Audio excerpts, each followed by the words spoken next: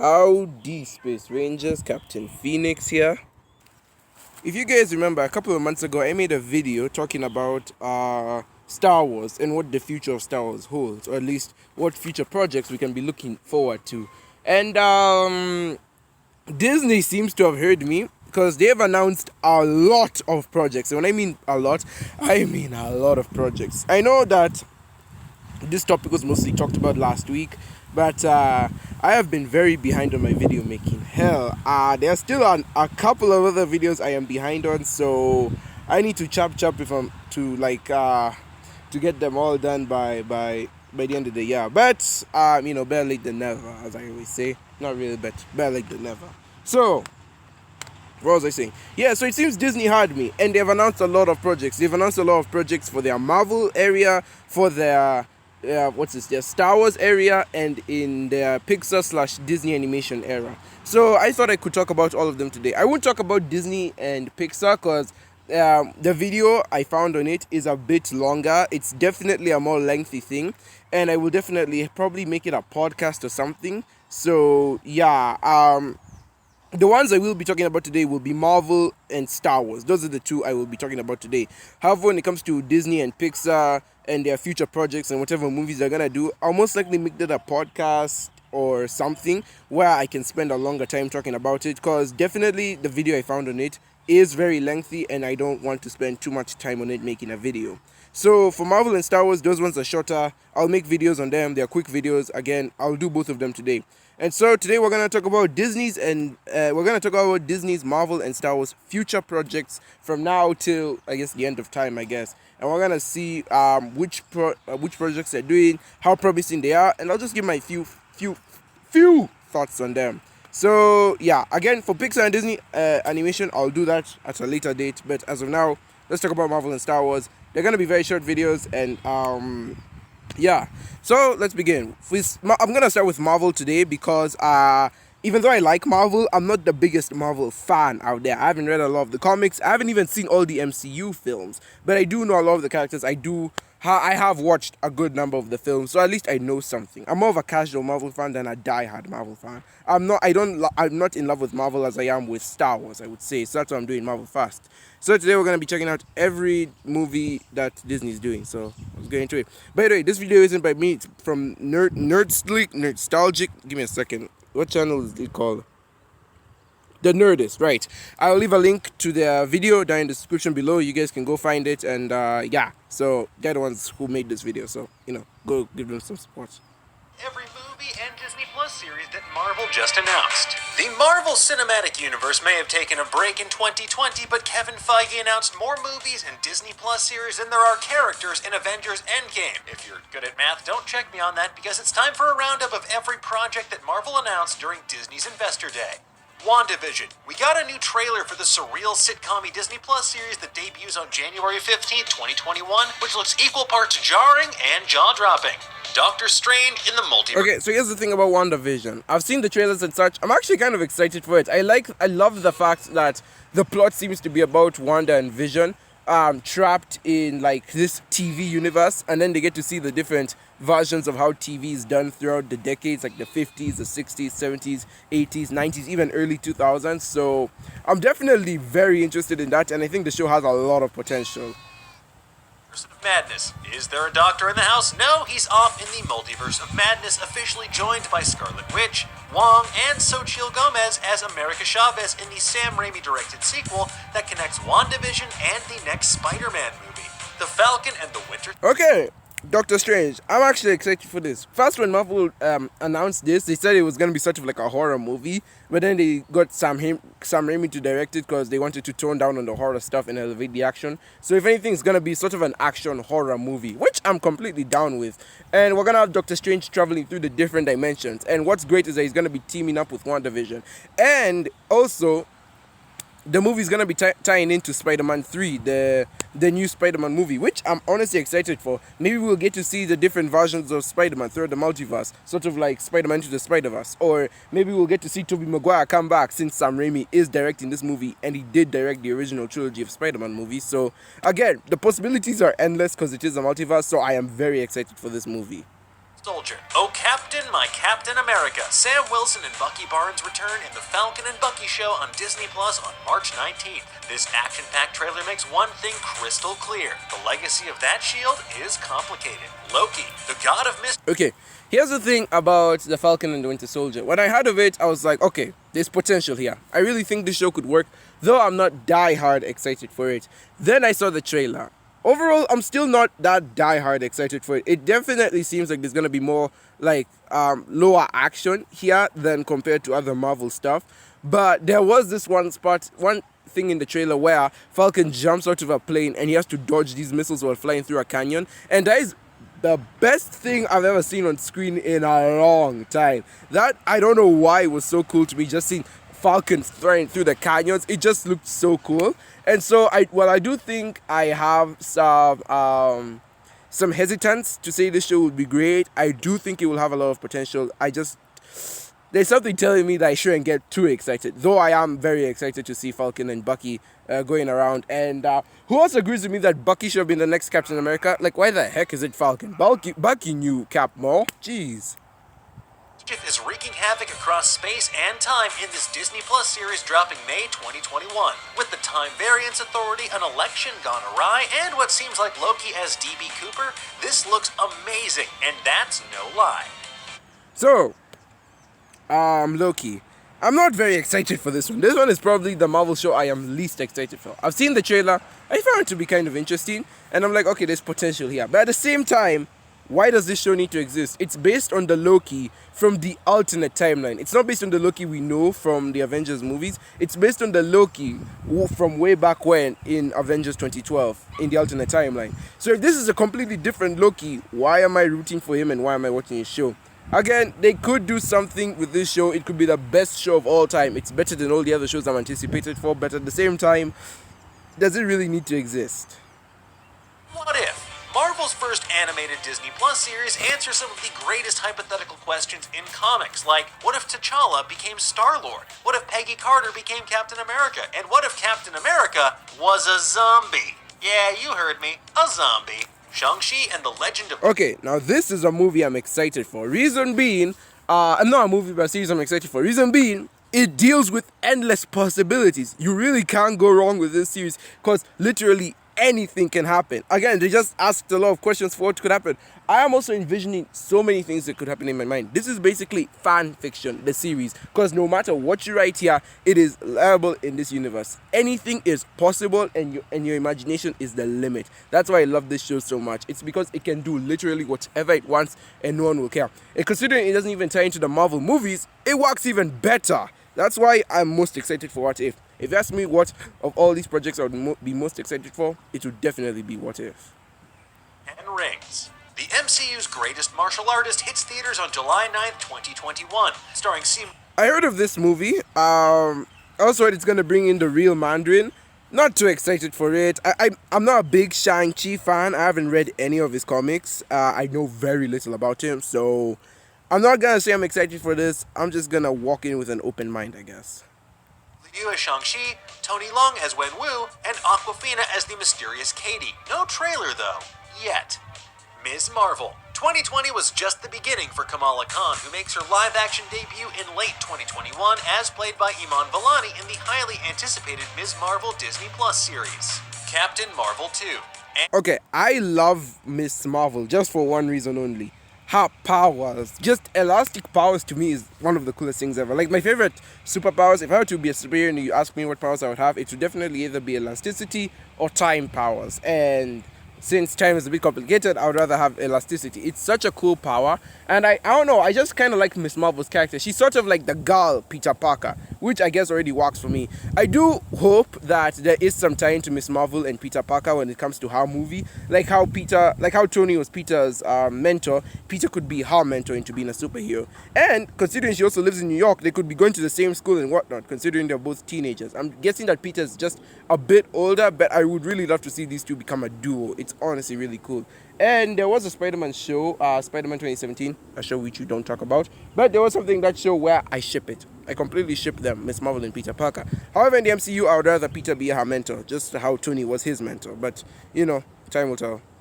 Speaking of Ms. Marvel, she'll meet her idol Carol Danvers, as well as Tiana Paris as a grown-up Monica Rambeau in the Nia DaCosta-directed sequel on November 11th, 2022.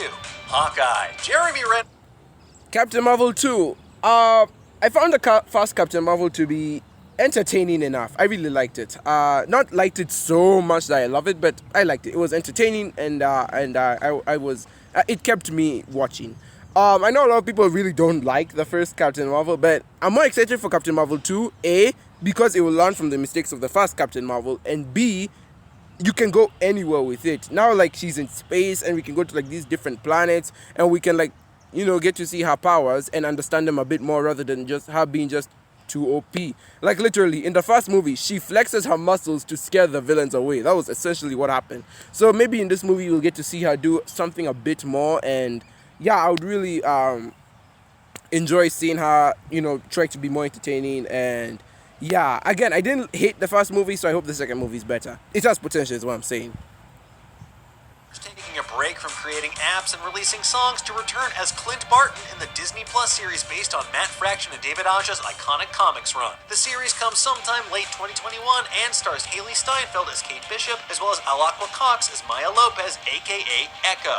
She-Hulk. This is a series I am just not excited for. At this point in time, you can really tell Marvel is just milking the hell out of every character they have. And trust me, there's more to come after this. There is way more shows to come after this that are more pointless. But to me, Hawkeye, in my opinion, is just the most pointless one. In my opinion, his story ended after Endgame. After Endgame happened, he would go into retirement and be with his family. And that's not the case, apparently. He's gonna be the new Hawkeye. And I am not excited for this show. I would rather watch Loki over Hawkeye. It is. And trust me, we're gonna get some other crazy stuff down here, guys. Don't you forget, this is just the tip of the iceberg. Hulk smash, but She-Hulk litigate. Tatiana Maslany stars as Jennifer Walters alongside Tim Roth as Abomination and Mark Ruffalo as the Hulk in this upcoming Disney Plus series directed by Kat Coiro and Anu Valia.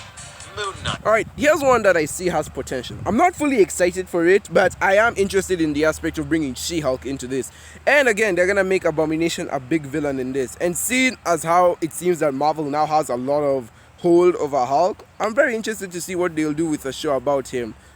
Just get him to smash a couple of things and we're good to go. So again, I'm interested in seeing what they'll do with She-Hulk, and I'm interested to seeing what they'll do with Hulk, considering he can't fight anymore, and Abomination. Oscar Isaac will reportedly play the lead in this Mohamed Diab-directed Disney Plus series about Mark Spector, the complex vigilante who suffers from dissociative identity disorder.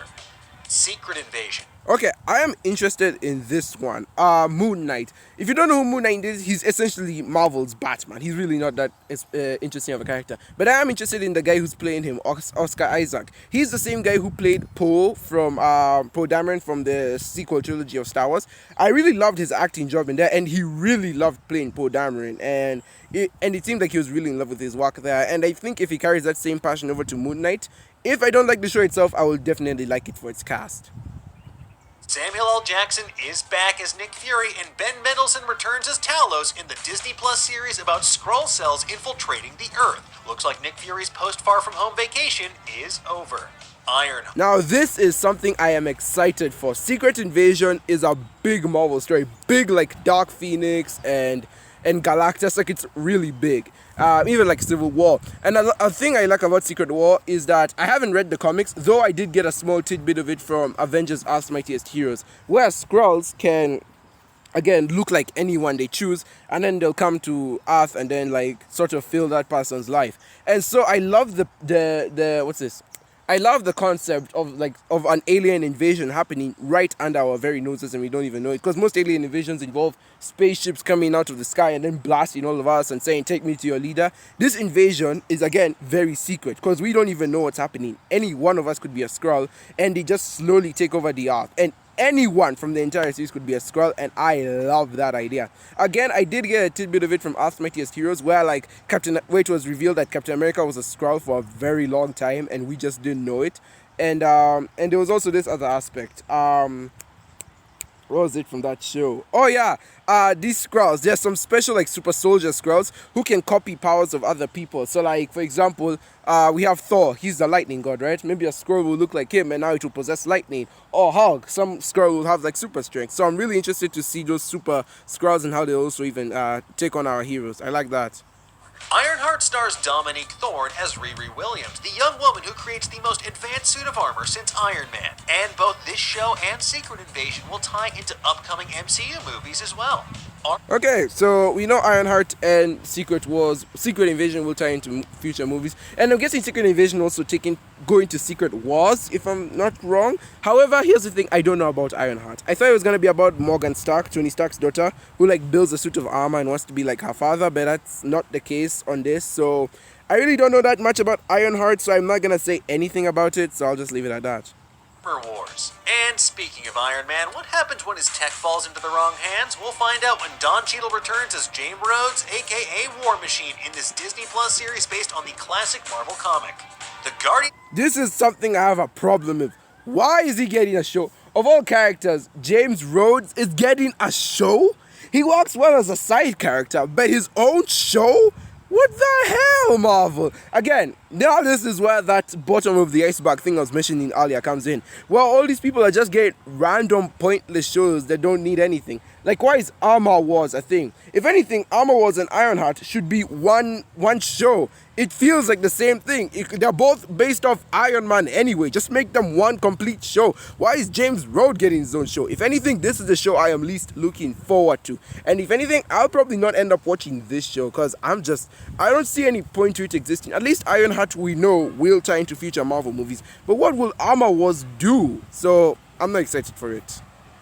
Of the Galaxy Holiday Special. This is exactly what it sounds like. A live-action Guardians holiday special written and directed by James Gunn, filmed while they're making Guardians Volume 3. It's a life-day miracle coming to Disney Plus in 2022.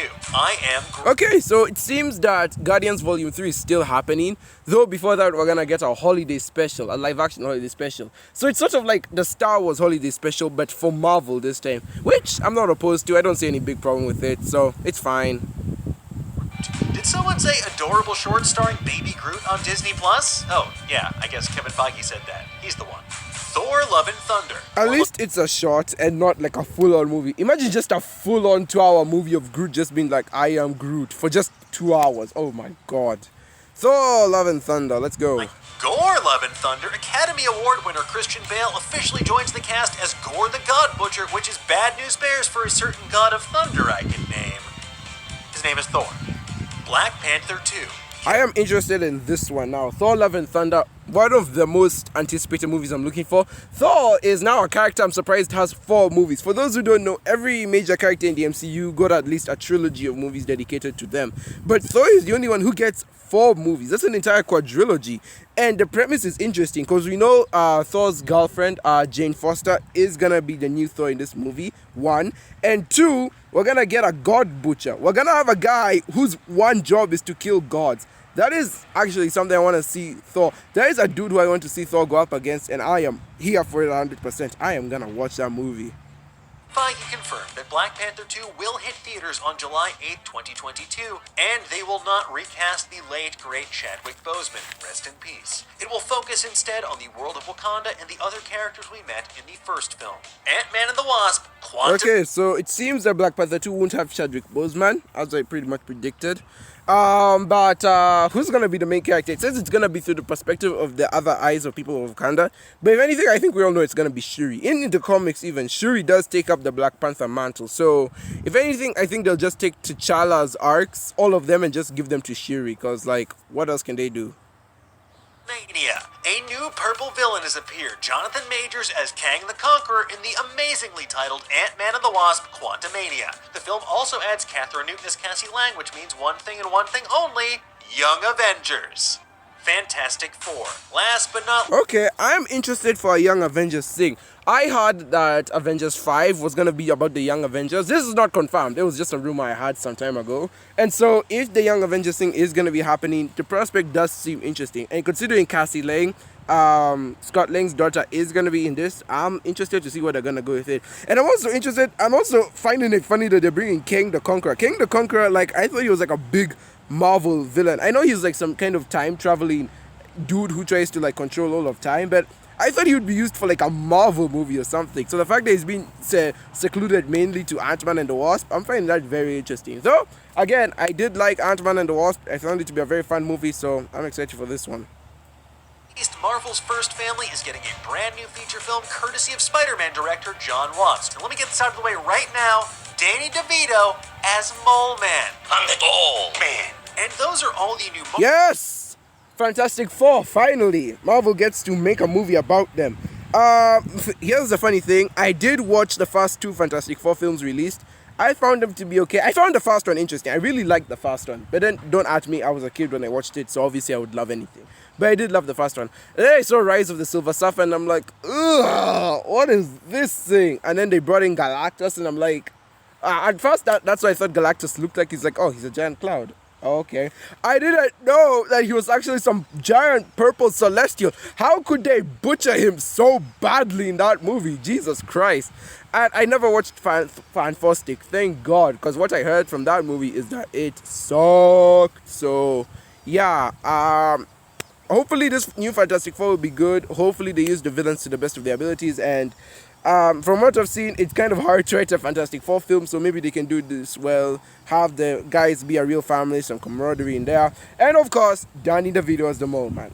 How can that go wrong? How can you do wrong with Danny DeVito as the Mole Man? So guys, those are all the Marvel projects that they've released. As scared, go follow Nerdstick because they're the ones who supply these videos. So again, link down in the description below. And for those who are interested, my Star Wars video is up in here in case you want to know. So there we go. Without further ado, I will see you in another universe.